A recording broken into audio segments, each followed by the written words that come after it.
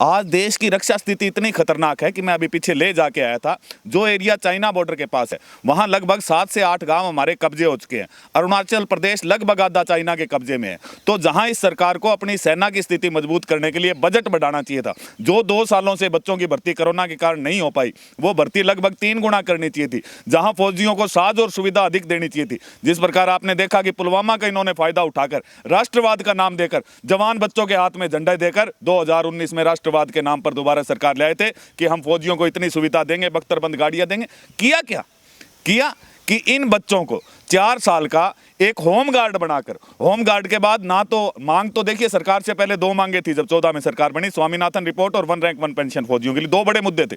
सरकार ने कहा 1 रैंक 1 पेंशन देंगे, लेकिन मौजूदा सरकार ने जो अग्निपथ लाई है, उस अग्निपथ से एक नई योजना शुरू हुई है, नो रैंक नो पेंशन। यानी ना तो वो भूतपूर्व फौजी कहलाएंगे, ना उनको शहीद का दर्जा दिया जाएगा, ना उनको फौज के बाद मिलने वाली कोई सुविधाएं दी जाएगी। तो निश्चित तौर पर इन लोगों ने नाम बड़ा सोच समझ के रखा है, अग्निपथ और अग्निवीर। आप देख रही हैं कि पिछले लगभग 4 दिनों से पूरा देश जल रहा है। जल क्यों रहा है? लोग कहते हैं, आप फेसबुक पे और अधिक जगह कमेंट देखेंगे, रेल मंत्री का बयान देखेंगे कि बच्चों आप सरकारी प्रॉपर्टी को नुकसान ना पहुंचाए, किसान आंदोलन की तरह नेतृत्व के साथ आप चलें।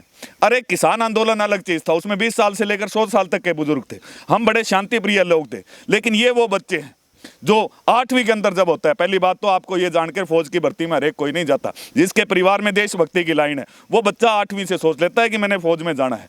8वीं में जब हम अपने घर के अंदर 3 से 5 बजे तक आराम से सोए होते हैं, वो लोग राष्ट्रीय राजमार्गों पर, वो लोग नहरों पर, वो लोग खेतों की पगडंडियों पर पूरी तरह से शरीर का पसीना बहाते हैं। उन लड़कों ने जब 5 साल मेहनत करी, 2 साल पीछे भर्ती नहीं हुई, आज उस 21 साल के बच्चे को यह पता चलता है कि तुझे केवल 4 साल फौज में रखा जाएगा और उसके बाद तुझे लात मार दी जाएगी। तो उस बच्चे के दिल पर क्या गुजरी है? वो बच्चे कैसे शांति से और चीज से काम ले सकते हैं, जिनकी ये इच्छा थी कि वो देश के लिए जान निछावर कर सके। आप हरियाणा, उत्तर प्रदेश, तेलंगाना, तमिलनाडु, राजस्थान, पंजाब, हर वर्ष आप देखते हैं कि हमारे बच्चों की शहादत जो है वो बॉर्डर पर होती है। और शहादत के बाद जब उस शहीद का शव जो है गांव में लाया जाता है, तो पूरा गांव, पूरा जिला उसका स्वागत करता है। तो वो लोग उस देशभक्ति के लिए, ये बच्चे अपने देश पर शहीद होने के लिए, अपने देश पर काम आने के लिए जो आज फौज में भर्ती हो रहे हैं, ये वही लोग हैं जो आज़ादी के समय में भगत सिंह, सुखदेव और राजगुरु थे। इनका इस प्रकार से अपमान किया जाएगा तो निश्चित तौर पर देश के हालात आने वाले 2-3 दिनों में, जैसे श्रीलंका के हालात हुए, वो हालात भारत के होने वाले।